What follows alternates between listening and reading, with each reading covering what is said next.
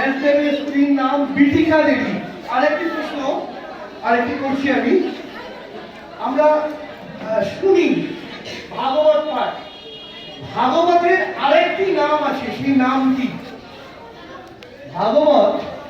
ভাগবতের আরেকটি নাম আছে, সেই নামটি কি? কেউ যদি বলতে পারেন, ভাগবতের আরেকটি নাম আছে, সেই নামটি কি?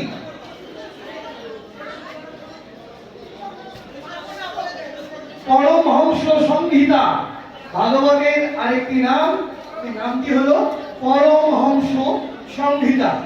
আচ্ছা, আর এটা আমার শেষ প্রশ্ন।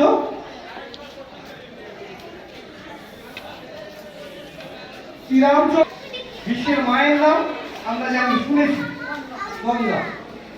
বিশ্বের পিতার নাম কি? আবার পেয়েছেন কি? বলেছেন এটাও পেলেন উনি। আর এটি আমার শেষ প্রশ্ন, যদি পারেন তবেই শেষ প্রশ্ন এটা।